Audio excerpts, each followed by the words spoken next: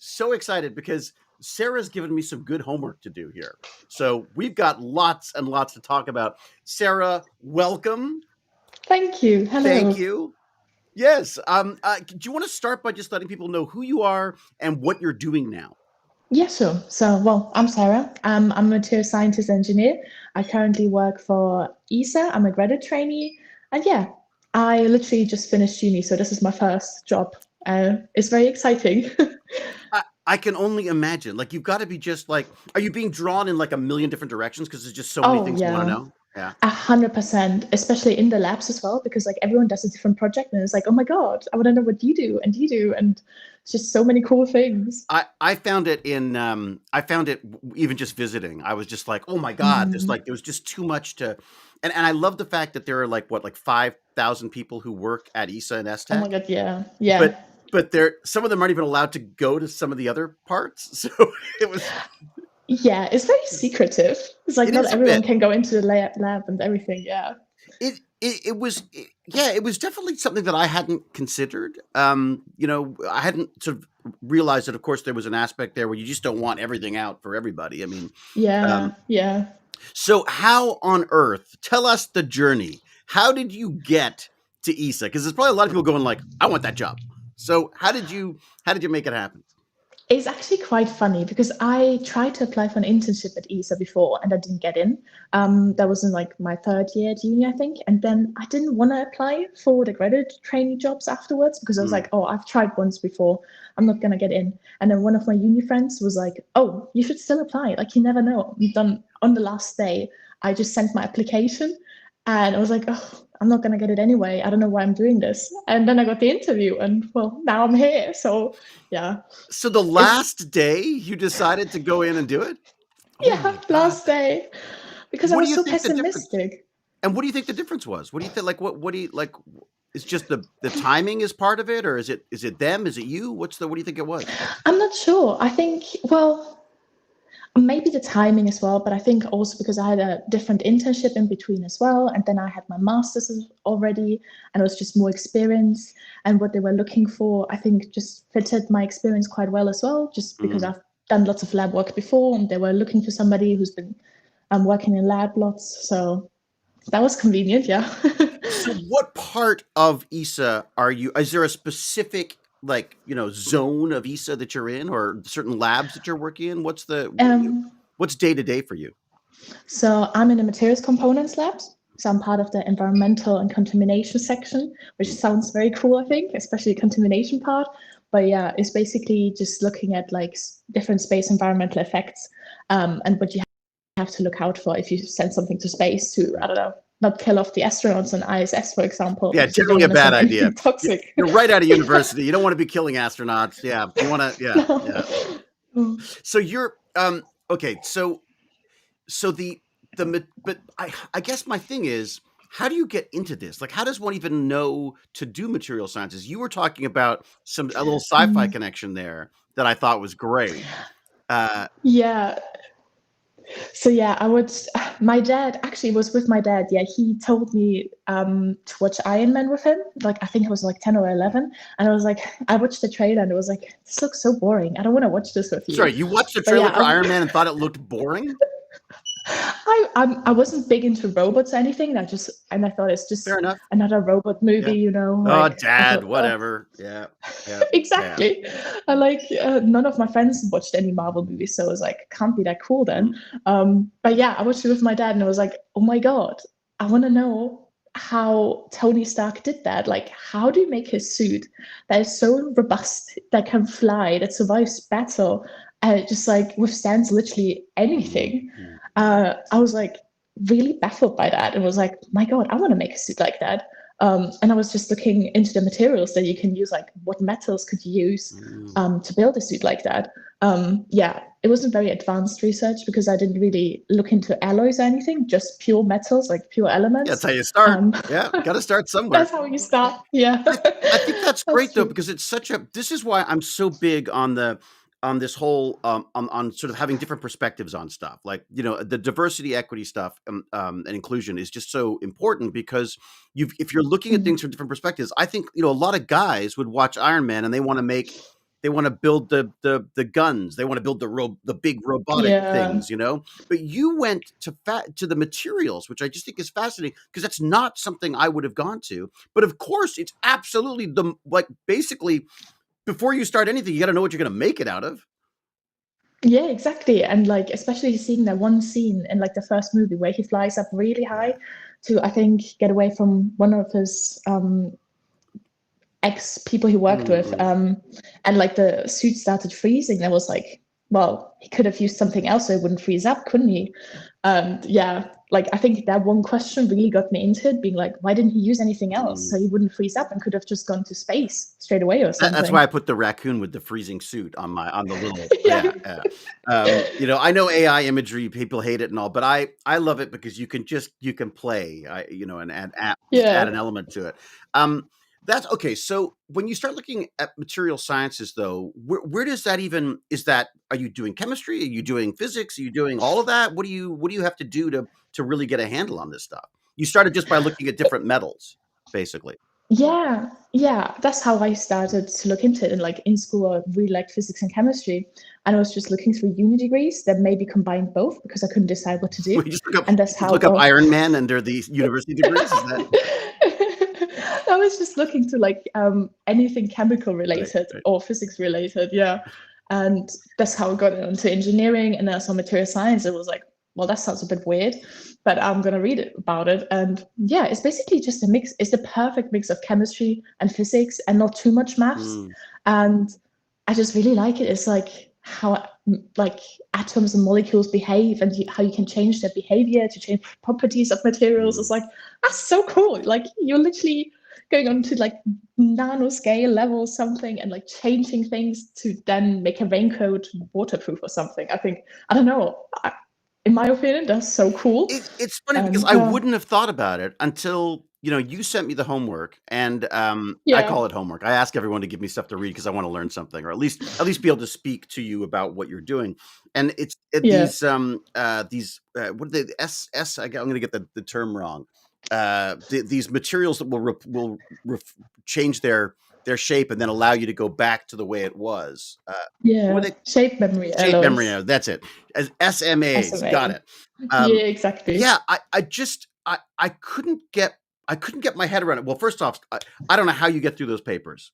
Like I do you like when you sit down so that paper you sent me about the shape memory alloys. A lot of details, a lot of and are Yeah. you how do you go about staying up to date and reading this stuff? Like, are you having to look up as much stuff? Well, obviously not as much stuff as I do, but Well, it's easier now because yeah, I have my materials background, so I can read the paper and understand most of it. wow. I feel like you forget a lot when you leave uni though, Yeah. because like I don't know, what I'm working with now at STech is not really metals based, Mm. so I had to like look sometimes up again. But yeah, it's like if you don't constantly read about it, you'll forget, and I think that's what I'm afraid of. That's why I'm trying to like just read here and there, like on the bus or something, Yeah. just have a little read through a paper. It's so important, isn't it? It's that the idea that you sort of go to university and then you're done seems kinda old-fashioned now. Mm, It feels like you go to you hmm. almost need a subscription to university that you can keep doing Kind of. throughout your scientific life. Okay, Yeah. so when you okay, you get up in the morning, you go to ESA, are you using a bicycle? Are you one of the many Not yet. okay, alright, because it's dangerous. Not Dutch I enough. can't get yeah, Yeah. wow, that stuff, it terrifies me there. But what is a day like for you? What would a day consist of for you at ESA right now? I normally go when I get to work. I go straight to the lab. Yeah. That's my favorite place to be. Not gonna lie, I hate when I have to be at the desk and do like some like obviously data analysis is part of the job as well, Mm, but like I prefer the hands-on, right, being in a lab and doing right. experiments, different kinds, or watching other people do experiments. Um, and yeah, I'm currently working with lasers, which is very interesting because I haven't done that before. So What are you doing yeah, with lasers? well, it's like laser induced contamination Oh, on like optics for like not satellites but telescopes and mm, stuff mm. like that. So if they get hit by a laser, what it would happen to them? Or When you use a laser for like any kind of imagery or stuff, and then if you have any contaminants inside the chamber between laser and like the outside, if the laser interacts with any contaminants, they can just like, they love going onto the glass or any optics, and then they darken it, and you get less, like, worse imagery and stuff like that. Oh, wow. Man, that is some Yeah. serious, like, so I mean, so you're literally you're playing with lasers. I mean, guessing you have to document this Kind of. stuff as well. Um, Yes. and do you do that as you go? Do you film what you're doing? How do you keep track of what's, what you're discovering? So I'm currently only kind of starting on that project, because you need a really thorough safety training before you're allowed to work with lasers. Gee, 'Cause, yeah, they're quite I dangerous. can't think why. It's funny. My wife made me buy a fire extinguisher for the garage because I got a Yeah. laser head for the CNC that I had, and I kept Hmm. going like, "Huh, that just caught on fire just like that." She's like, "Okay, that's it." Yeah, That's yeah, fair, yeah. yeah, because like the laser I work with, you can't see it either. So obviously you have to wear safety goggles and stuff, and Mhm. like you sometimes like um I was shown how dangerous it is by like just putting a paper in front of it and you see the paper starting to burn. Yeah, yeah. And it's like, yeah, you can't see it, but it's definitely there. Um Wow. but yeah, And it's cool. Uh, and so they'll train you as you go along in what you need to know for your specific stuff. How are Mhm. you guiding this? Like, are you saying like, I kind of want to go, this is where I want to go towards the lasers, or I want to go, towards the Ironman suit. Mhm. So it started out with like the application was open with the laser Right. experiments, and cryogenic experiments. So that's, I think, my starting point for Mm. now. But I can kind of, if I find a project myself, they're very open with those kind of things that I can just say, or like, I would like to do research in this, and they're like, Mm. yeah, sure, go Really? for it. What? Yeah, it's really That's nice. really cool because they're not, I mean, they're a big organization and there's a Mhm. lot of, there's a lot of levers to pull to get things done. But Yeah, the research yeah, side, they're pretty good at for they're really good at that. Yeah. interesting. Wow. Do you have any inklings of where you want to go right now? Anything you sort of thinking of? Well, I do like the thought of like shape memory alloys, or like one of my friends is doing stuff with like shape memory polymers, Oh, which I also think is really interesting. what's the Um, difference there? The shape memory polymers, that's the strings of them. Is that the polymers? Is that? oh yeah, the polymers would be like 4D printed polymers that like, I think we had them at the open day as Mm. well, where you just print them in a flat form, and then, for example, you put them in hot water, and then they change their Oh, like shape, go into the the origami cube. stuff almost. Yeah, Yeah, okay. yeah. Wow. What is the advantage to that?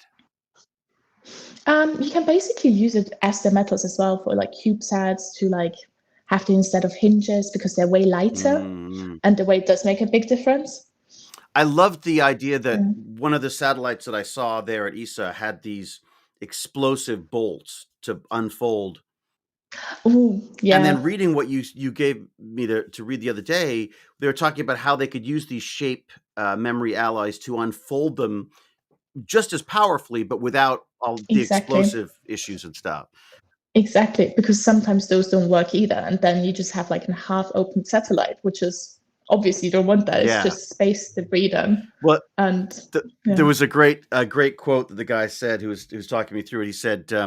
He said, "Well, they're charges, they're explosive charges, so it's kind of like trying to Mhm. test a match." You go, "Oh, it worked." You know what I mean? Like there's no way to, it's a one No, shot thing. So that's the thing. Yeah. And that's kind of problematic because it's like, they should obviously work, and like most times they do, but like if you have something really expensive or really important, you want to be sure that it works, mm, and that's where shape memory alloys are a good idea. I love it. Yeah, no, it's amazing. It's and the idea basically is this a fairly new discovery for us or I think, well, they found shape memory alloys in like the 70s already, mm, but they didn't really understand them that much, mm. and there wasn't that much research going into them. So I think it's more a thing now as well, yeah, Do you wanna try with the polymers too. explaining them? Uh, Yeah, yeah, because sure. I think I would do a bad job of it. I don't understand this crystal thing that's going on. Oh, yeah. So basically, in every metal, atoms are arranged a certain way. And there are 14 different arrangements you can get, 14 different lattices. They're called the Bravais lattices. And then you can like imagine it as like a little cube. Not all of them are cubic. We have orthorhombic as well, but most of them, the simple ones, are like Okay. cubes. And then different arrangements, for example, of the atoms would be that there's an atom at every corner and one in the middle of the cube, Right. or at every corner or on the sides Okay. of the Right. faces. Right. It's like a And Rubik's Cube almost, like the configuration. a bit, yeah, But yeah. with missing, it wouldn't have And all of the pieces. It would just have. yeah, Got it. Right. just certain pieces, yeah. And then depending on how you make an alloy, depending on like what compositions you use and how quickly you cool something, how high you heat it up, you get like different those different unit cells, so different arrangements of the atoms within that. And there are certain alloys where for example, nitinol is one of the most famous ones, where you have this one phase that's called austenite. It's a very symmetrical phase, so you have lots of nice little unit cells next to each other, nicely arranged and everything. And when you cool that down slowly, you get into a different phase, so a different crystal arrangement of those unit cells, which is called martensite. But it's basically just the austenite, just asymmetrical. So instead of being lined up, it's sort of like it becomes a different shape, basically. Yeah, exactly.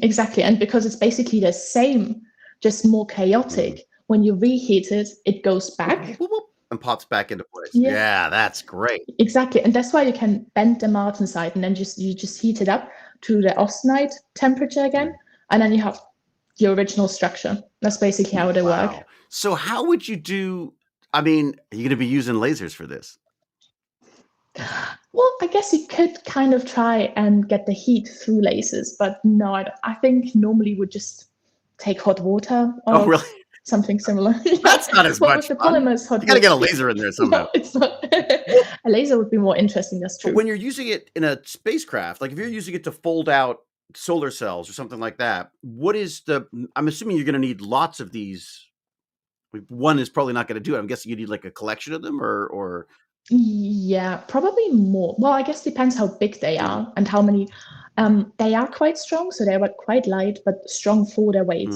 So I think you can just, if you need one hinge, you would also only need one hinge out of a shape memory alloy for it. Yeah, depending on what metal you use, obviously, because like certain metals are stronger than others, but that should be fine. How strong are we talking? Like how strong are these how strong can they be? Like normal metals and alloys, there's not really a strength difference. Like there's no strength disadvantage to normal alloys. They just have the advantage of like being able to change their shape. But the force that they're able to exert, how much is there a limit to that, or you just keep adding until you have the force you need? Well, it depends how much deformed it is when it then breaks or how long it survives. Because I think that's one issue. You wouldn't be able to unfold and fold it like unlimited amounts of This times. ain't one of those It would be limited till it breaks. Yeah, No, yeah. It would break at some point. Right. But like in space, for example, you would only need to unfold it once. Yeah, that's and it. It would be fine. Yeah. So And that seems like a much better one-use thing than trying to rely on an explosive or a more complicated system. Yeah, that's the thing. It's easier, lighter, and more reliable. Wow. That's the biggest thing. And where are we at? You're in the article they were talking about being used in aviation and in wing design. I mean, I had no idea when you were talking about. I always think of those little tiny little origami, cute little things that sort of unfold that if you breathe on them, they're not going to work properly. But we're talking about literally changing the shape of wings and nose cones and even the thrusters on jet engines and stuff. Yeah, and also there are also in medical devices and stuff for I can't remember what it's called, but if you have a vein and you want to like enlarge in the vein, you can put something in, and that could be out of like shaped memory alloys, for example. Like by body heat, then it expands or contracts, whatever you need. So it goes in cold and then probably the other way around. Through body heat, and then through body heat it expands again. Wow. So and when it for cardiovascular. And when it does this, so when it's like opening up, blood vessels and stuff, so that I guess to stop clots. What are they called? Stents? Is it stents? Is that I don't know. Stents. That's the word. Okay. Yeah, that's the word I was looking for. There's always someone in the chat who can figure these things out too. But so it would just be knowing. So you as a scientist who's or an engineer creating this stuff, you would know that at the temperature of the body, this is going to take this shape. Yes. So how do you know the first shape and the second shape? How do you plan for that?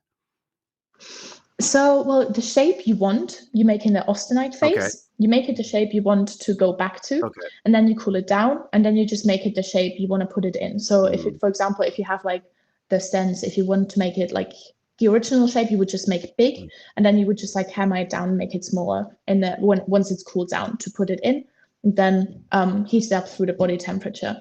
And depending what metals you use, you need different temperature types, or like what alloys, like what compositions of alloys you use. Mm. It can happen like lower temperatures you need for it to change back into its original shape. Wow. God, that's amazing though. So you've got to, I mean, you're I mean, the idea that I can see the fascination here because I can see the idea of like the idea of being able to predict exactly what shape a metal is going to form when you heat it up or you cool it down. There's a real power there. There's like a feeling of It's really it's a cool. magical Yeah, kind of a feeling it's got to be. exactly. That's the thing, because it's like if you look at the metal, like if you bend it, like if you, for example, have like a spiral or something, then you just straighten it and then you put it in hot water and it goes back into the spiral. Yeah. It's like It magic, is, isn't kind it? of, Yeah. because it's like it's alive and it's going back Yeah. into its original It's shape. like it's yeah, I could sort of see kids playing with it the way they I remember, like, watching crystals grow in glasses and that kinda stuff. It's the Yeah. same sort of thing, isn't it? What, when you're university, studying this, where did you go to university, by the way? Where are you in Netherlands for that as well, or No, I went to the UK. I was in Oh, Swansea, a Swansea! small Oh, that's university. Yeah, oh, wow, great, okay. really good university. Nice, nice And labs. Really enjoyed the lab what did you times. and you took what? Chemistry, physics? What did you take? What did you take there? Well, it was mostly, I think Swansea is very, with material science, very chemistry focused, Mm, because I think that's what how it originated, mhm. especially with like the steel industry. Tata Steel is right around the Right, corner. right, And I think that's how the material science course started in Swansea as well. right. And how long is the program? How long were you there for? Is the bachelor's is 3 years, but I did an integrated master, so I was there for 4 years. Right. And And it was really sad to leave. oh, no, it's gotta be weird. I mean, that's your life for that long. I Yeah, mean, exactly. Yeah. And it's also like, I love the beaches there. It's so much nature and yeah. everything. Although, you Yeah. got Tech, I mean, I mean, Yeah. it's a pretty amazing setup, I gotta say. Oh, 100%. Yeah. But yeah, that's a long way to go. Do you have friends from school there at all or friends at all? Or you just like you picked up and you're by yourself, you and your little Ironman suit went and there by yourself? Yep. Me and my little Ironman suit by myself went Wow. there. That's good for you. My God, that's like, I mean, how were you terrified? I don't know. I was actually very excited because, like, I don't know, I think I was very much influenced by my best friend and she loved traveling and everything. So I was like, oh my God, I'm going to study in a different country. Yeah, It's like traveling for 4 years yeah, yeah. straight. So I was like, just very excited. I didn't properly realize I would be completely on my own till I was there. Right, And right. then it hit me. But Oh, yeah. no. I mean, I gotta say though, I mean, maybe it's just me, but my experience was that everyone was incredibly friendly. I'm not even just talking about at ESA or Tech. I mean, I felt like, certainly, the Dutch seemed very, you know, Oh, yeah. I yeah. mean, they're gruff in the way they speak, but they're lovely in the way they interact with people. And I love that mix. I don't know if you noticed this, the different mix between work and play.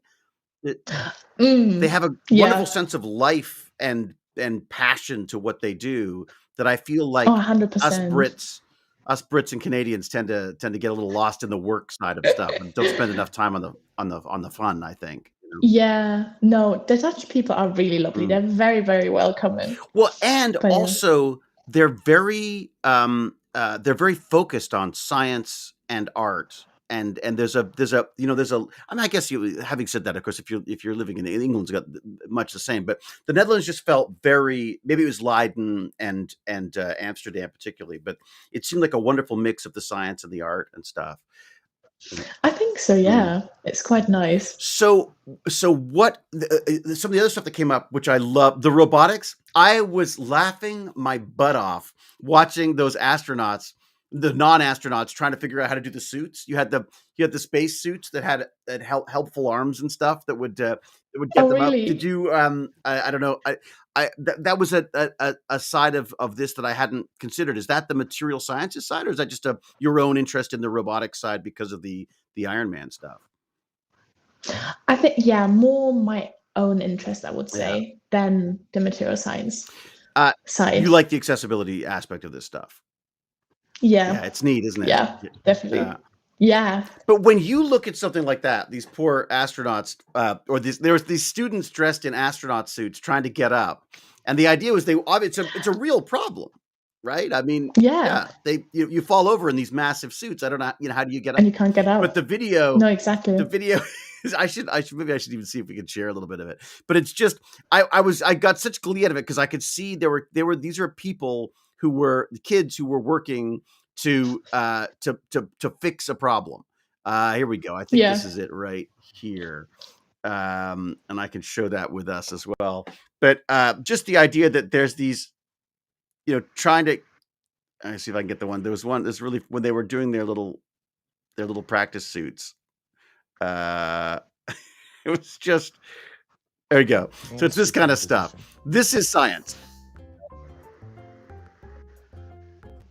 People try just going on and on trying to get up, and they will get into these space suits as well. Interestingly, With their legs and arms taped and all this kind of stuff. Trajectories in their motion. And it's just, I just thought like, oh my God, this is the beauty of science is is just trying stuff. Like someone suddenly went, hey, that's the thing. you Yeah. know, I mean, that's, when you see stuff like that, do you like, yeah, forget the robotics. What are they made out of? What are the materials? Or are there ways of doing that without all this? Because there's power requirements and stuff too, right? Yeah, no, yeah. My brain more jumps to the like, I wonder what materials you can use for that to make it easier or like less difficult. And I think, yeah, in general, the engineering part is always like you see something, you're like, oh, how can I do this? That's the same with like all the sci-fi movies or fantasy movies. You're like, oh, Ironman suit. I wonder how I can make that. It was definitely worked for me. I spent a lot of my youth trying to make a sonic screwdriver because that's what Doctor Who had. Oh, I thought that was the coolest thing ever. I thought that it just seemed to make sense, sound. The idea of like the right sound could shake a screw loose and make it, I broke a lot of stereo equipment trying to build that. Let me say. When you were a kid and you'd seen Iron Man, how old were you when you saw the Iron Man film? You were, I think 10 or 11. Oh, perfect. Okay, so 10 or 11. So what do you do? What does a 10 or 11-year-old go and do after they see that? What kind of materials do you start playing with? Well, I was just very marveled by like all the materials that I just suddenly saw around, like those pens, the metal pencils you can get that you can refill. Yeah. I was just looking at them and I was like, okay, if I bend this pencil stem thingy often enough, it will break off. And it was like, that's so weird. Like, why does it do that? And stuff like that. Like I got really into metals, I'd say. Yeah. And also, mostly metals. And then later, more at uni than semiconductors as well. Oh, yeah. I think those are one of the coolest materials, definitely. It's ridiculous, isn't it? It's just amazing. I mean, that's the electronics was my grandfather got me a Lady Bird book on electronics, and we used to build these little things together. God, it's just amazing how far it's come. And when you see some of these chips now, well, I guess that's all material science, isn't it? It's just getting the right materials to interact in the right way. And then suddenly you've got billions of transistors where you would have had, maybe 4 or 5 to start. Yeah, that's very true. Did you play with have you played with the semiconductors and silicone stuff at all? Oh my God, yes. So I've done lots of internships in like semiconductor fields because like my hometown in Austria is very semiconductor and silicon focused. I say we have like 2 massive companies there that are making silicon wafers, or like one is making the silicon wafers, the other one are producing the machines to like etch the different patterns into the silicon wafers. Yeah. So yeah, I've done internships at both of them, and then at uni I've done lots of semiconductor stuff. Solar cell stuff as well, and I've done my bachelor thesis on that. So oh wow, I love semiconductors. What was it about? What was your bachelor's thesis about? It was perovskite solar cells. So it's like you don't really use perovskite solar cells. It's more like a research solar cell because it gets the same efficiency as silicon solar cells, but you can make them way thinner, and then like you can bend them and everything, and you could print them. So they would be way easier and cheaper to make. They just unfortunately don't like moisture, so you can't really use them yet. Can you coat them, or do you coat them with something to protect them, or you do coat them and you test different coatings, but even the coatings currently are not keeping them alive for that long, because Really? I was allowed to take some of them home with me as well. And I put them in like some plastic bags, put lots of coatings on. But even after a month, you would see them just like degrading completely. When you say degrading, you mean physically degrading, or they just weren't getting the same kind of solar Oh no, conversion? you could see them physically degrading. Really? That's how bad it was. Yeah. So how do you solve that? How do you Unfortunately. solve it?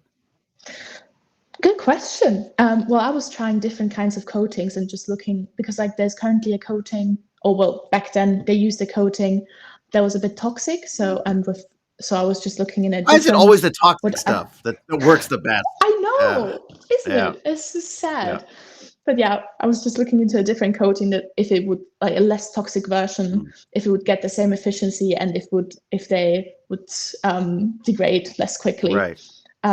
Yeah. And this is, you're literally just doing this stuff at home? I mean, obviously at the factories as well, but you're just trying this stuff at home. Oh no, I was doing in the labs as well, all right. because you need like clean room labs to make, because they're very, very sensitive. Perovskite sources are very, very sensitive things. So is material science something that you have to do in a lab, or do you think, is it something someone could start in their basement, or can you do like, I don't know where this, you say it's got to be pretty clean. Is that, do you mean like surgical clean?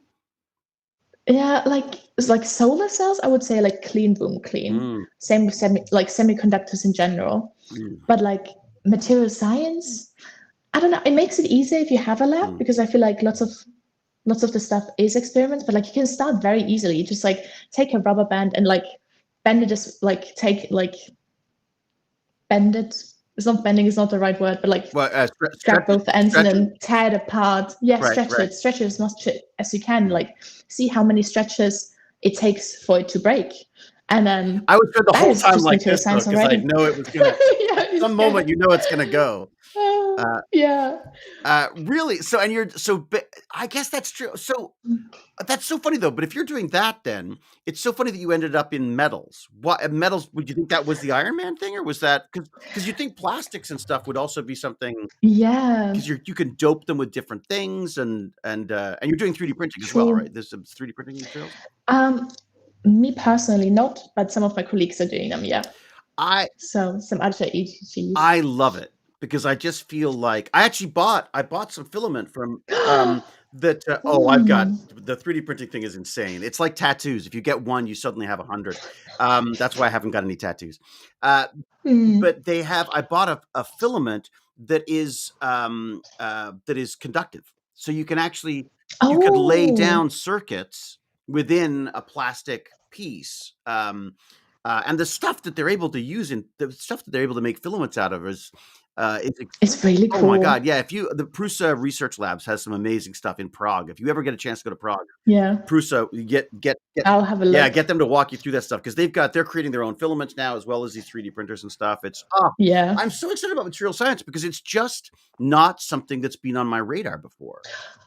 I know, but it's basically everywhere. Like literally everything is material science. Yeah. Like your phone, your laptop, the table, anything, the clothes. How do you get anything done? You got to be constantly just going like, how does that work? And I feel like it helps if you're hyper focused on like 2 or 3 materials you really like, and then don't like any other ones. Okay, so what are your materials? What are your favorite? Give me like a top 3 favorite materials that Sarah's into for material science.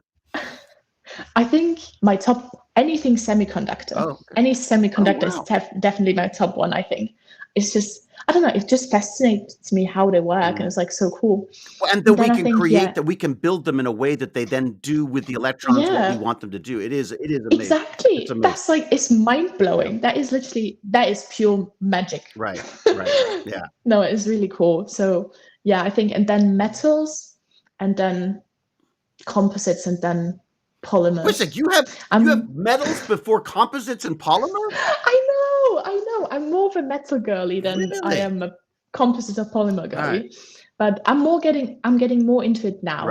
With having friends working at ESTEC as well, doing like polymer or composite stuff, where I'm like, oh, that actually does sound a bit interesting. More interesting than I thought it is. What is it about the metals that you liked? Why metals second? I think it's just the Ironman, not gonna lie, just like how robust they are and like how versatile they are.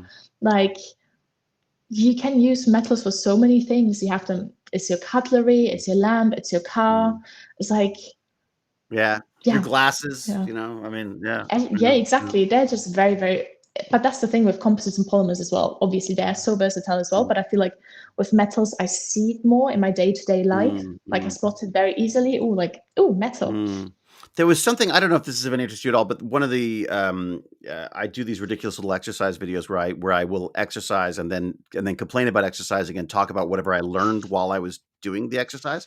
And the last one I was listening to was about Jupiter and how Jupiter has this like the hydrogen, I think it's the hydrogen that gets pushed down till it becomes a metallic hydrogen. Like you actually force it that this gas basically becomes almost a liquid metal. And I just thought, oh man, I want to see that stuff. Like I want to, like the idea that exists, that there's such pressures that it can create a metal out of gas just seemed magical to me. It's crazy. Yeah, that is crazy. That's why I really like space, because I feel like we already have really cool stuff on Earth, but yeah, there are like other things that you could never imagine really seeing here on Earth that you have somewhere on a different planet or so. So and do you think like producing these things like in low gravity or like on the space station and stuff, there's things there? I mean, I know that there's like I talked to Rob who was doing 3D metal printing on the space station. Yeah. Is there any research into making some of these materials work differently because they're out in space or for something that? Well, I feel like most materials do work differently in space, especially with like how long they last. I think that is one of the biggest issues because they just degrade quickly because of all the radiation and stuff like that, or like the atomic oxygen for like satellites. It's just making them long lasting is a big issue.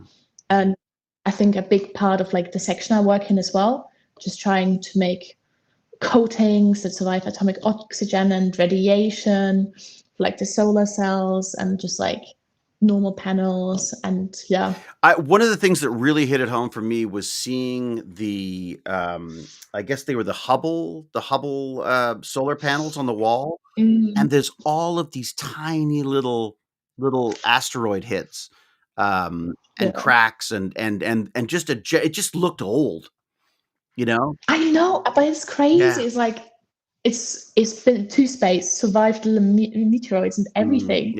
Like, wow. I don't even like that. Just doesn't. I don't know why we're sending humans out there because I just think like we're just like bags of water. Like send the Transformers, like you know. Exactly. There's a wonderful piece. That would be better. Yeah, there was a wonderful piece on aliens. I was reading about and or probably listening, knowing me. And they were saying that if we ran into aliens, the chances are they would be more Transformer than ET, because the reality is these exploratory robotics that get sent out are much more likely to run into something because they can go so much farther and last so much longer. I just love the idea that we might meet Optimus Prime as our first, our first encounter with an alien species. You know? That would be very scary, but really cool. Yeah. Do you see anything? Is there anything on the horizon that you're really excited about, like in this area? Are there things that you're like, I can't wait to see what happens with this? Or I think anything solar cell related. Right. I am very excited about, especially with like perovskite solar cells, because I'm like, maybe they could be used for space as well. There's no moisture in space. Oh, that's true. What is the difference between those types of cells and the more traditional cells the solar cells that we're used to? So perovskite solar cells, the different kinds of materials you can use for them, but they have like a certain crystal structure to them, like the material perovskite. So with that crystal structure that you can gain from different materials, you can then make perovskite solar cells, and you don't need silicon for it. Like, well, I would say silicon solar cells are the most used solar cells, and it's just it takes a while to make a silicon solar cell. Like the silicon is expensive, and it's not that easy to make, like the manufacturing part, and they are so heavy as well. Like perovskite solar cells are just like thin layers, is easy and chill, and like they're cheaper to produce and way lighter. And that's like a big thing for space as well, to make things as light as possible. Well, given the cost of getting every tiny ounce of stuff up there is such a huge, it's extraordinary. So and the solar cells, so So you think the future of solar cells is going to be these flexible, thinner, lighter Yeah, versions. definitely. And who's leading the charge on that? Is it the space industry? Is it like the energy Hmm. conservation? Do you see anyone who is there a clear leader in this sort of area? I'm not entirely sure how much space research is going on for the solar cells, not Oh, gonna really? lie. Really? I know there's a lot of like on ground earth research going on, Mm, especially like my university did mm, lots of solar cell research as well. And I know they put a lot of money into like flexible and printable solar cells. So mm. I think it might be for earth applications first and for space. Really? Why not space? Oh, I guess not space because I guess you've got like a 12-year planning cycle, so you can't be building Yeah. materials that don't exist yet, I suppose. Yeah, possibly. Mm. But yeah.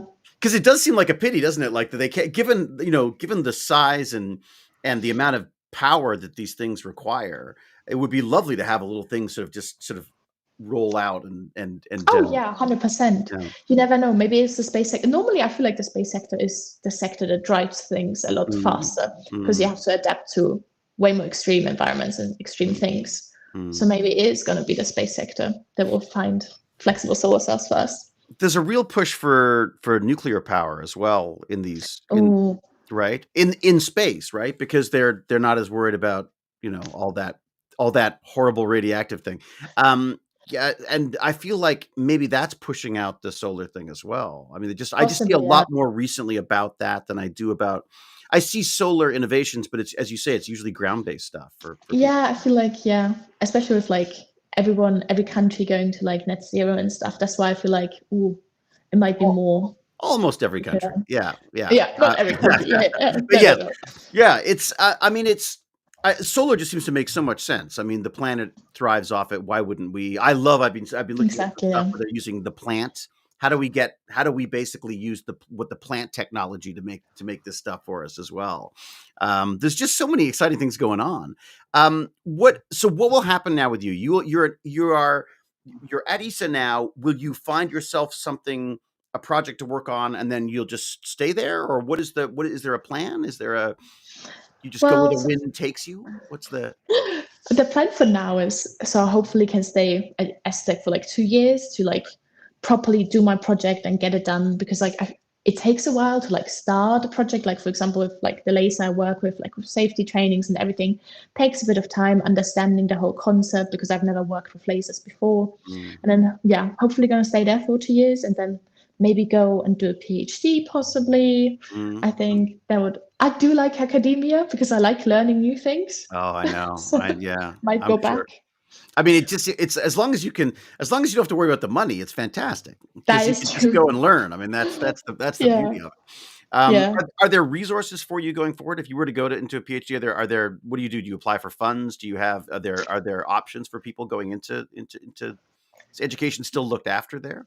Yeah, well, I might go back to Swansea All because right. if I didn't, it was either going to the Netherlands for, well, going to ESA or doing a PhD in Swansea in Mm, like solar cells. So I might go back and ask them if they still have like a free space for a PhD student, and right. they normally have quite good funding with companies. Oh, good. They, Okay. So yeah, they handle that for they you normally, yeah, because or lasers maybe are not cheap.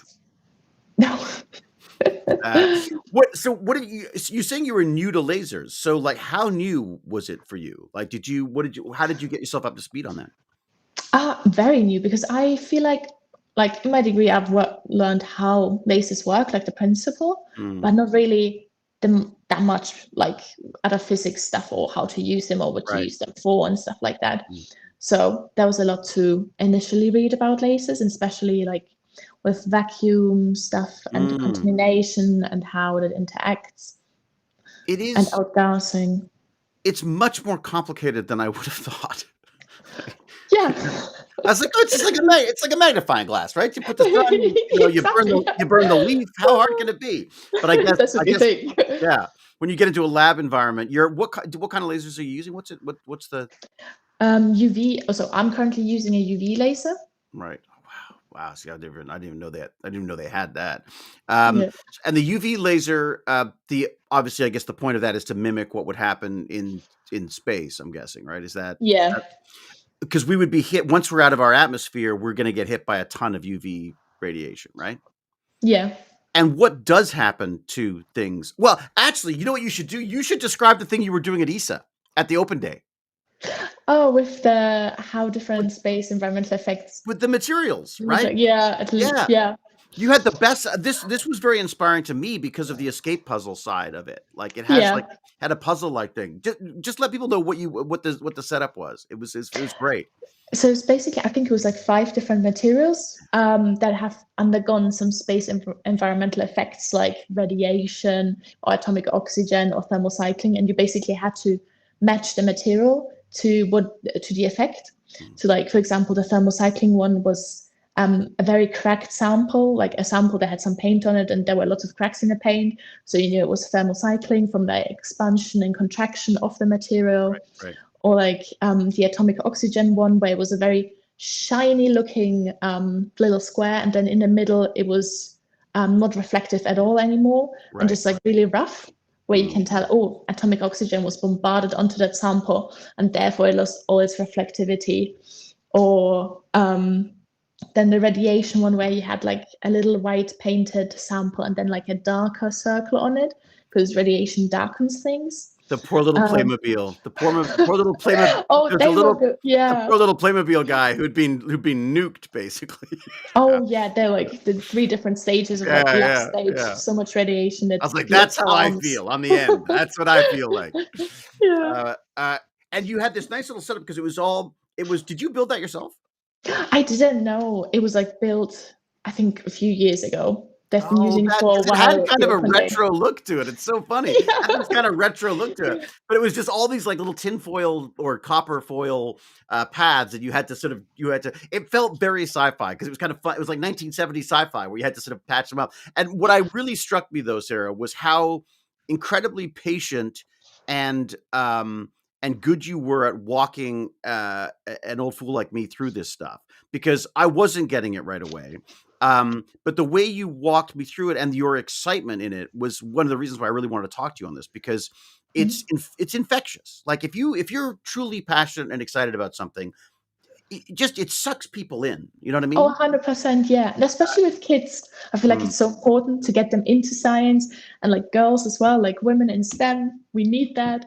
Yeah. It's like, yeah. And I feel like I had lots of teachers in school, like chemistry and physics teachers sometimes, where like I felt stupid asking a question, and that's why like I try to be patient. Like I hate when I have to ask a question and then the person looks at me is like, you should know this. Why are you asking this? It's like Right. that's not how it should be. It's funny, isn't it? There's a weird. One of the things I found working, because I did a little bit of work with kids. It's not educational. It was just me trying to get them excited about stuff. But one of the things I found over and over again was that the difference between teachers having to know the answers and me not having to know the answer. So if they asked a question, I could go, I don't know, let's go find out. You know what I mean? And that seemed to somehow work really well for a lot, especially certain ages. It was a lot more interesting about. Even as they got older too, is that they expected there's like, well, I don't know. And I said, well, let's go find out, like, and that sort of made a difference. Do you have any, do you do science outreach? Do you do a lot of that? Or is that something that's of interest to you? I have done it at uni. I've participated in like the yearly science festival where I was like with some it was basically a kids festival to like just show them different aspects of science and maths and like show it to them in a playful way to see like how exciting it actually is. Right. Like especially maths, I feel like is also, you tell your kid, oh, maths, that's so boring. No. I know. It's not though. Like No, it's not. I suck at math. Like I truly suck at math because I just don't. I'm in and out of it. I don't. I don't need it that much. But God, when you get into it, there's a beauty to it. It's just. Oh yeah. And just this pure thought. I love it as I wish it could have been explained to me better as a kid. Same. Yeah. And that's like, I just want to try and get kids involved in science and enthusiastic about it because I feel like, sometimes parents or teachers are not really. It does influence you a lot. Did you have any other paths? Was there anything else you were thinking about, going forward when you were, back when you were sort of around the Ironman phase? Were there other things that had your attention? Medicine had my attention for quite a while, actually. Yeah, because I really liked what was it called? Bones, the TV Oh show. yeah, yeah, yeah, So I was really into like anthropology and like medicine and that kind of stuff. I feel like yeah. yeah, TV shows and movies really influenced my path. Like yeah, Ironman led started my engineering, and then yeah, my medical interest started with like bones. Yeah. No, it's exactly the same for me. For me, it was Doctor Who, and then there was the Tomorrow People, and there was all this. I mean, just and then of course the books, because Yeah, back then you sort of got most of your science fiction from books because Star Wars I always loved, but I loved it as a fantasy, not so much as a science fiction. To me, it always felt more fantasy yeah, than science fiction. Star Trek was better for the science, I thought. Um, yeah, but no, look, I love hearing that because I once sort of scoffed at the fact that I just pretended to be smart on television, and someone said, "Well, keep in mind that science fiction is the first stage of engineering; it's the dreaming phase." exactly. That's so true. I Yeah. and I love that because I think that is important. I mean, it does get, I think it can get people into it. The question is, how do we? I don't know about this, but I'm whether you've noticed this or not, but I'm seeing a lot of kids very quickly tuning out on stuff. Like in the same way that I did back when I was, Mhm. there were a lot of other things I was interested in. They finally decided, oh, he's in the arts. He doesn't have to worry about this science stuff, which was a shame because I loved the science stuff. Mhm. I just was terrible at it. Um, but I'm just wondering if you see any change in the educational system. If there's any, do you see any? Are there things that you see that are obviously working or that aren't working with people getting into this field? Like, what's stopping women from getting into the sciences? I think mostly parents, not gonna lie. I feel like Really? if you're discouraging parents, but I feel like nowadays that's less so because it's Mm. less like, because I feel like still back when I went to school, there's like, oh, girls are good in languages, guys can do maths, but girls can't do maths because they just can't do the science side. Um, so They like got that us to is, the moon. They were I called computers. know.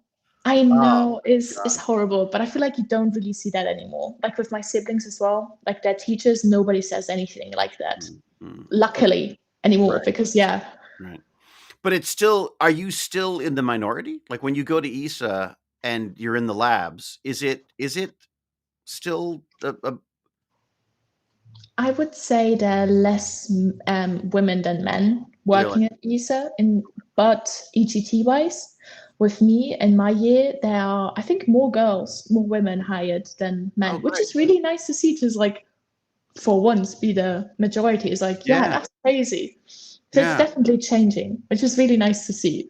Yeah, that is good to see because again, it's that different perspective, right? I mean, Yeah, I love your Ironman example because I think a boy of that age is going to be focused on very different things than a woman at that age, exactly. or a girl that Yeah, age. And I think that's the like and we need that, right? We need those different perspectives on things. Otherwise, we're just reinventing the same thing over and over again because it's all the same very brains, true. right? Yeah. Um, okay, so the plan is to possibly go back, do a PhD. What do you see for the future? Like, what do you see? What kind of jobs do you get with what you're doing? Are there? I mean, not to put pressure on you. I'm sounding like Just sound like like me. such a parent, aren't I? But what do you see? Like, what are the are there positions that you go like, oh man, that's the one, that's the kind of thing I'd Yeah. like to be doing. Well, I feel like that's the thing with material science because it's everywhere. You can actually work in like most fields because there's like so much. Like I Yeah. could go, like you could go into like the medical field and do like medical engineering, something like looking for new materials you can use for bone replacement, hip replacement, stuff like that, Yeah. or go into 3D printing stuff or the Yeah. automotive industry, renewable energy stuff. Oh my That's what God, I you're did. right. It's like everywhere. It is everywhere. That's the thing. That's why I'm so surprised that like lots of people are not aware of material science because it's such a big thing and it's part of like every engineering course as well. Like at least one module is going to be material science, but barely anybody studies material science itself. God, you're right. You're like a ringer. You're going to get every job on the planet. Well, that would be nice. But that is fantastic. Basically, your expertise is going to be I say this about 3D design. I say, like, if you're good at 3D modeling and 3D design stuff, you can almost fit into, you could do the film industry, you could do medical, you could do engineering. There's so many, I think, so much Yeah. room for that kind of stuff. Maybe less now with the AI, but for the material sciences stuff, you're right. You could literally, you could be like studying pottery for, how to make pottery stronger or whatever. Yeah. Oh no, 100%. Yeah. The camera technology for the silicon stuff. What a great Exactly. field to be in. Yeah, there's just so much opportunities and so many possibilities, which I just love because I know I will never be bored. Because if I Mm, don't like one field anymore, I can just go to the next one. I can yeah. try so many different things, Mm. which yeah, That is a great really difference. exciting. I think going forward as well that I see more and more is that people don't have jobs now; they have projects, and they go Yeah, from. and I love that. Yeah, so do I. So do I. They're not. You can have a career, but within that career, you've got lots of different sort of project based stuff. What? Yeah.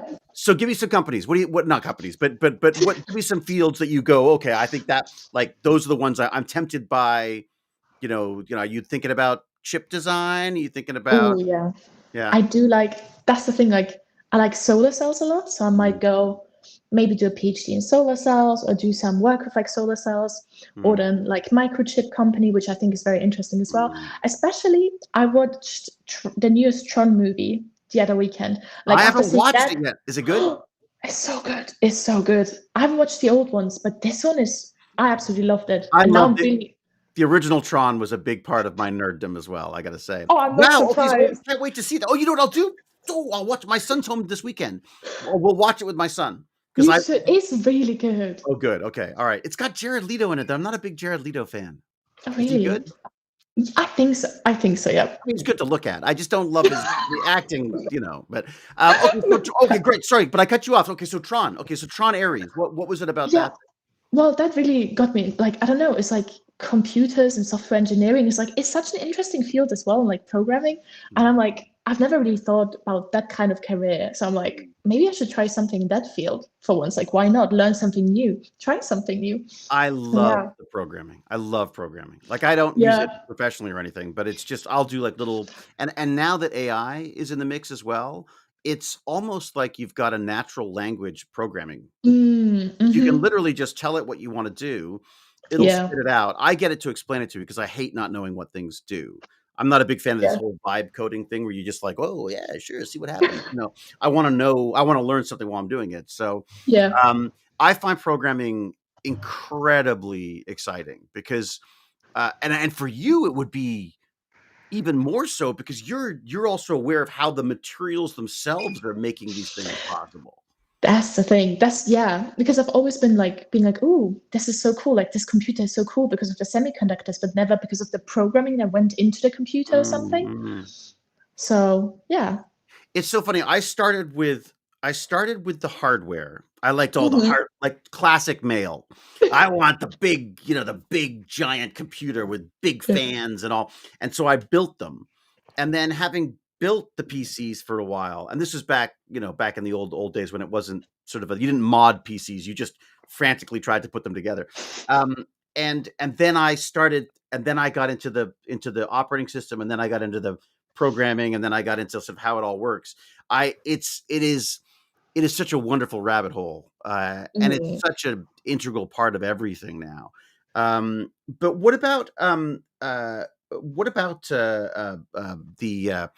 the computer science side of it? Is it would you be when you go to start looking at it from a material science standpoint? What is your interest there with the programming side of it? I think it's like I had different programming modules at uni just like to analyze data more easily. Right. That's why Is it like Python? Using Python for that? for example, yeah, or MATLAB. That's why like I feel like for that kind of stuff I'd never enjoyed it too much. But like Mm. after seeing Tron and like being like, I don't know, it is like I don't know what the movie did to me, but it just made me so much more enthusiastic about programming and hacking. And I'm like, this sounds so cool. Like really Oh. like the concept of it now. And Mm. once I like the concept of something, I will hyperfixate on it, and I will research more, and I'll try and teach myself more. And Well, being I've like, I don't know. I've got a treat for you. There's a podcast called Dark Net Diaries. Have you heard of this? No, I haven't. Oh, mwah, it's marvelous. It's this guy who I guess was originally in the IT security world. Hmm. He just does these podcasts, which are very sort of they're very sort of National Public Radio style, but they're all just stories about people either having things happen to them in the security computer Oh. world or Hmm. for the most part doing them. He talks to a lot of hackers and stuff. And if you have any interest in that stuff, I recommend it to people because it's not even so technical. Like you'll learn a bit of technical stuff as you go along, but it's just more about the human story and the historical elements of these things that are just, yeah, it's called Darknet Diaries, and I cannot recommend I'll it give it enough. a listen. Yeah, Yeah. that sounds very interesting. Yeah. I'll have a look. Especially if the cybersecurity stuff is amazing. Well, okay. So the Yeah. next question is, what about the quantum side of stuff? Have you Oh, delved into any of that yet? I had like one singular module at uni that Mm, I thought was really, really cool. I mm, haven't done much quantum physics since then, but mm, I literally just signed up for like a quantum physics lecture today for the end of November for like a whole full day lecture because it's like it's such an interesting principle, and it's like I feel mm. like I don't know enough about it, and I want to know more. Well, especially if you're going to go into the silicone and the electron side of stuff, like Yeah, we're basically exactly. we're at the limits there now, where we're having to Exactly. Yeah. tunneling and all sorts of spooky action from a distance, Yes, and so many things. oh, it's just extraordinary. I'm so excited. I'm so excited for you because I feel like you've got so many things. You've got absolutely the right attitude, first off, and then you've got all these amazing options out there. Like I'm going to recommend. I should maybe I won't recommend everybody until but I'd like to recommend to everybody that they get into material sciences now because I just feel like that's such a. Oh, yes. It's like you got it. That's like that'll get you in the door to so That's many the different. thing. Yeah. Yeah, exactly. Like, yeah, you never have to decide what you want to do because you can do so many things. Mm. I'm Then going you to do a have to little choose. call out now to chat because I don't have the fabulous Agne here to help me today. So what I wanted to do was just to say, and I should have said this before, if anyone has questions, maybe the chat's the way to do it, or maybe it's better if people, either try throwing it in the chat or you can do the davidihewlett@gmail.com. And if you've got anything that you want to send off right away, I can have a look at that too. If anyone's got any questions for Sarah, and while we wait for those to come in, I'm gonna now delve into a little bit more of the science fiction side of this stuff. What do you like? What science fiction are you liking? I love that you love Tron because that means I can watch that this weekend, and I'll call it research. It is research. Yeah, Definitely is research. exactly. Yeah. Oh, someone's already emailed a question. That's great. But what other sci-fi are you into? What other stuff are you reading? What else do you like? I really like Interstellar, and like I like those like parallel universe and time traveling kind of things. That's the Really? sci-fi I I didn't. really like. I can't get through the paradoxes get me. Yeah, but it's also that's why I like quantum mechanics because I feel like there's like with the time, well, not necessarily the time traveling, but like the parallel universe theories and everything is just like I think it's so interesting because Oh, you I don't know know. everything, and it's like We know nothing. basically, yeah, Yeah, like basically, the more I learn, the less I know I know. I mean, the more I yeah. know the less I know, whatever. Maybe I'll learn how to speak one day too. So I've got a question. Really Interstellar. Interstellar was a tough one for me because I loved it. In that Yeah. I loved the way it was made. But I struggled with the multi-universe thing for sure. That was definitely, a Oh, difficult. really? All right. Here's a couple of questions for you. Sky is always great at questions, by the way. Thank you, Sky, for sending. If you weren't doing your current role, what other we've focused it space-related job or project would you love to try? So, well, currently I'm working with lasers, and I think if I wouldn't be working with lasers, I would love to work with like space solar cells. Right. Just do my research into solar cells for space. Or I also think it's quite interesting to like model all this stuff, Mm, like model impact damage. And that's mm. what one of my friends does at ESTEC as well. Models impact damage. What, using Yeah, like like computer simulate. simulations? Yeah, exactly. And it's like I think that's quite cool as well because in my last year at uni, I learned how to use ANSYS, and I really What's that? liked it. What is it? Oh, it's like a simulation software that I think mechanical engineering people use quite a bit. So you can And just break well, stuff in the computer. Yeah, you can. Or like see what temperature it will heat up to or should heat up to, and like how Oh, many cooling channels you need for something. oh wow. And yeah, Could you so I put think your SMAs in it and have it simulate that as well? Could it do that kind of stuff? I actually don't know. Possibly. I don't know if with ANSYS. ANSYS probably not. Mm, But there might be some other softwares that could do that. mm. But like this, but this the mechanics of it are known enough that it could possibly be modeled. Yeah, I Interesting. think so. The simulation stuff is fascinating. The It fact is that quite we can, cool. yeah. I mean, I, I doubt we'll ever get to the point where we can actually create a whole other, universe accurately. But the idea that we could take a little tiny piece of it and simulate it is extraordinary. But that's also the fun side of it, simulating something and then being able to actually test it and see Mm. If if your simulation was right or wrong. Yeah, yeah. Oh god, that's amazing. Look, I get that little thrill just taking something out of a blender, putting it into the Prusa slicer, and then having it print out on the printer. I'm just like, oh Yeah. my god. Yeah. That's my level. But okay, so you'd be working with solar cells, and if one was working with solar cells, is there a place to go for that? Like, where's the place to be for that? To get a Well, not necessarily solar cells, but I feel like semiconductors for space in general is like, I think mm, Cosine is a good company that I've just recently learned about. I think they mm. do some cool stuff. Cosine, So I good think, name. yeah, yeah, it's a cool name, isn't It's it? pretty nerdy, but it's cool. It is, yeah, yeah. All right, let's see what other questions we have here. Are you okay time-wise and stuff? Are you good? Yeah, sure. I still have a Okay. bit more time. Okay, let me know when you need to wrap up because you know Yeah. what, this is way too much fun. Okay, what recent discovery or development in the space astrophysics Earth observation domain, or in her specialty, do you think is underreported or gets less attention than it deserves? Something you wish the public paid attention to more? I think, well, it's not really anything scientific that I found out about, but it's like space debris. I think Mm, it's a big topic that I feel like not enough people know about. Like we send so much stuff up to space, I know. and like lots of the stuff that not lots of the stuff, but some of the stuff actually doesn't work, and it's just like Oh, a lot of floating it, yeah. around. Yeah, and that's what I think not enough people know. I feel like I didn't know for a long time as well. Like I Yeah. didn't realize. Steve Wozniak, who's the guy, the Big Apple guy, has a company that is working on trying to figure out how to do sort of garbage collection up there. But it is amazing. I'm sorry for everyone I've used this term before many times, but the idea there was a cartoon character in a Charles Schultz cartoon, a Snoopy cartoon, and he had this sort of like he was Pigpen, and he had all these sort of flies and stuff around his head all the time because he never washed. And I always think that Mhm. that's what our planet must look like just, Yeah, and it's just not a good look. I feel, no, it's yeah, not. we Because yeah, no. we've always thought, oceans, it'll absorb whatever the problems are. Mm, The air, how we the air, it's free. And I think if we have the same attitude about the orbits around our planet, then we're very quickly going to get in trouble again. no, that's the thing. Like we're gonna run out of space at some point if we Yeah. just like keep putting stuff up there that ends up not working, Why and are we we don't so bother short? getting it back. Why are we so short-sighted on this stuff? Yeah, that's a very good question, and more people should ask themselves Yeah. that. I think.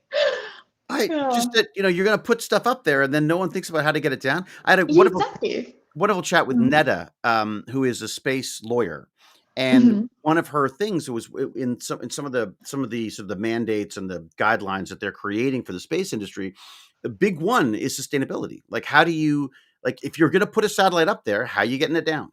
And what's it made out Exactly. of when it comes down? Mhm. And Mhm. can it be fixed? Can it be refueled? Like, there's got to be ways of making this stuff. Like, we're at the equivalent now where we drive a car to where we want to go, and then we throw out Mhm. the car. We just throw out the keys. It's like you would never do that, so why do No, it with space stuff? It's like, exactly. All right. Oh, well, that's okay. That's good. So that's a really. I mean, I would say this as well to that question. You've kind of said it already. Material sciences is something that I think is overlooked by a lot of people. mm. That more people should know about it. Oh Frankly, yeah, I you know. feel like especially in the aerospace and just space sector as well, Mm, because like mm. lots of material scientists go to and work like in aerospace for aerospace Yeah. companies because Yeah. it's a big part of it. Yeah. Yeah. So It's yeah. true. Um, Here's a good one. I've been sort of dying to get into this too. Some people love it, some people hate it. The AI side of stuff. But how do you think advances in computing, data analysis, machine learning, and AI are changing the way ESA approaches missions? Well, I think it makes it a lot quicker. Like especially Oh, with like the data analysis, I feel like it helps me personally a lot. oh my God, it's amazing, isn't Because it? like, for example, I can just give AI like a whole lot of numbers I got from testing and be like, okay, can you plot me this now or analyze the data? And like, obviously you have to double check still, I was going to but say, it's how do you still, know if it's right or not, though? Like, aren't you? you, you do double check and like, yeah, but I feel like it saves me personally a lot of time. Hmm.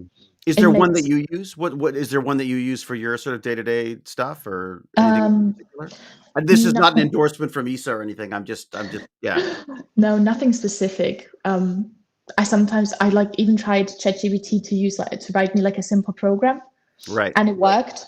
Like, Yeah, yeah, even that, even if it's just like an hour that it saves me, it's still an hour I can do something else in the meanwhile. it's the difference between like working scripts for me and ones that I Yeah. have to keep sort of fixing or resetting or whatever. I mean, Yeah, if it's like simple things, yeah. it works quite well. It's not that advanced that then you can use it for more complicated stuff, I'd say, Mm. like data analysis wise as well. But I used it for the research paper that you sent me because I got through the abstract fine. yeah, I can always get through the abstract, and I look at the odd thing up to get through that. But then yeah, I got into it, and I was like, "This is not going to make sense." So I put it in, and I asked it a number of questions, and just to get a sense of it, just to learn about the crystals and the crystal structure yeah. and stuff. I find that amazing. Like I just Oh no, it's great. Yeah.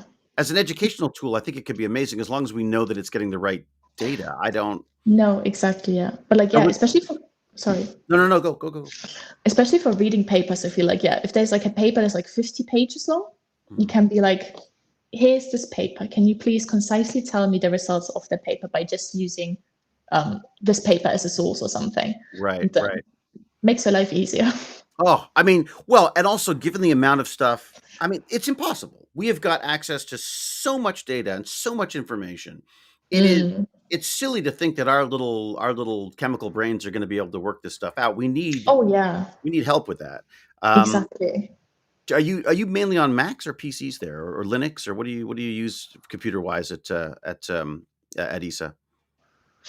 I try to not use computers as much as I can because I Really? prefer being in the lab. No, Really? I really try to be in the lab as much as possible. Oh, that's There's- fantastic. it really is my comfort zone, being in the lab, doing the experiments. That Right. is what I really like, yeah. It's so funny. We're kind of opposites on that because while I love the idea of a lab, I get drawn to the computer because it's Oh, always fun. for me, I guess it's for me also. This is a magical world because I didn't have this growing up. This is something Yeah, that developed during my childhood. So it has a magical quality to it that you that's guys are fun. you're all bored of because it's like I've had it forever, whatever. That is Um, true. yeah. Let me see if there's any other questions in here. Do you have a drop dead time that you need to I might have to leave in like 5 minutes, five if minutes? that's all Okay, right. so let's add. I will add a couple of little questions, and then I will wrap up with you. I thank you so much for doing this. Oh, thank you for the This is invite. this is amazing. Okay, let's go back. How about what advice would you give to someone, maybe a college student who wants to work at ESA or in space science, but isn't sure which specialty to pick? Where or how do you Mm. first start this career path? That is a great question to leave off, I think, as well. Sorry, was it already university, like you're studying something or in school still? Let me check. There's someone, maybe a college student who wants to get Okay. into. Yeah, there you go. So, sorry, college in the sense of school, college. Oh, I Is don't it? know. Yeah, that's true. It's different for different places, isn't it? Sorry. I never. Uh, That's, well, let's yeah. just for ourselves. Let's say you're a kid. You're 14. Yeah. You've just watched the new Tron movie, and you want to get Yeah. into material sciences. What do you do? I think what really helped me was doing lots of different summer jobs, just like writing universities, being like, oh, do you need some help in this sector, that sector? That's how I Is that what tried you out did? like that's yeah, I like worked in like for the university close by and like for I think a month in like the civil engineering sector because I Wow. thought, oh, I'll try it out. And I realized I don't like civil engineering that much, which is Right. good. But I What is civil realized engineering? then What is civil engineering? it's for my internship, it was a lot of concrete. It's a lot of concrete, Oh, a lot of okay. cement, bridges, houses, Right. like the engineering behind architecture, Okay. the All more right. sciencey part, I I say, do like cement. I've got to say, I am kind of a fan of. I love that the different building materials. But yeah, okay, I get that. Okay, yeah, that ain't space. No, exactly. Yeah. Not interesting enough. And how No, but old were you when you did that? When you did these summer intern things? I think for this one, I was 16, 15, Wow, 16. good for you. Wow. Okay. Yeah, because I just try to message different universities or companies being like, I'll do it. Like, I don't care if I earn money for like a month or not. I just want the experience and see what it's like. And I just tried to do like some research as well, like look up what the job is actually like. Because sometimes the idea behind a job sounds cool, but if you actually like the work reality, it's different. Like look into what subjects interest you, what if you study physics, what you can actually do with a physics degree, and stuff like that. Yeah. That's But very yeah, smart. I feel like the summer jobs that really helped me to decide what I want to do. Absolutely. Well, it's the same thing with the film industry. You do films for free. Work with your friends. Do that. Yeah. Yeah. Okay, so reaching out. So reach out, ask questions. This is something Yeah. that I say to younger people all the time is while you're in high school and while you're in university, you are a kid. And Yeah. as a kid in the adult world, people are willing to give you shots at things that they won't once you're out in the workforce. Once you're Yeah. just looking for a job, it's a very different Exactly. situation. So you can get Exactly. so much access while you're in the education Exactly. thing. Like So try as many things as you can, even the yeah, things where you think they're boring or you don't like, because you might end up liking them. yeah, So yeah, I think that's that's my great. advice. Fantastic. Okay, well, look, I don't want to keep you longer. That was absolutely wonderful. How do people get in touch with you, or would you rather they didn't? Um, no, my email. Oh, really? Okay, all right. Yeah, So I can email share. would be fine. Yeah, that's Okay. absolutely fine. All right. Yeah, because you don't like the computer anyways, right? So you want to go to it when you. Okay. Um, all right. So if anyone gets in touch with me and wants to has questions or things, I will. Well, I'll let you know first. I don't want to just send everyone your email, but that's fantastic. Yeah. Look, have a wonderful, wonderful time. I can't wait Thank you. to hear how the lasers go. And I'm really hoping at some point maybe you'll join us again and maybe we can sort of follow up. Yeah, that would be fun. Yeah, I'd love to know what's going on there. And of course, say hi to everyone there. My ESA pals. Oh, good. Yeah, Yeah. yeah. Again, thank you so much for doing this. Yeah. Thank you, everyone, for the questions, for being here. Yeah, it's amazing. We got 76 people. Yay. That's Also, yeah. What was that? thank you so much for this great opportunity. I really enjoyed it. Oh, are you kidding? This is amazing. I'm smarter already. It's fantastic. Thanks so much. Thank you so much. All right, so I will say until we geek again, which actually will be tomorrow, because I'm going to talk to get this, Sarah. I'm talking to my friend James Gurney, who specializes in phage, bacterial phage. So it's these viruses that only attack bacteria, and they're apparently That's the so most cool. deadliest thing on the planet. They kill more things than any. Amazing. Anyways, so I'm going to be talking to James tomorrow. That'll be at 1:00. So until then, I will say, be brave, be kind, be brilliant. Cheerio and huzzah. Thank you so much, Sarah. Thank you, everyone in the chat, for being a part of this. That was fun.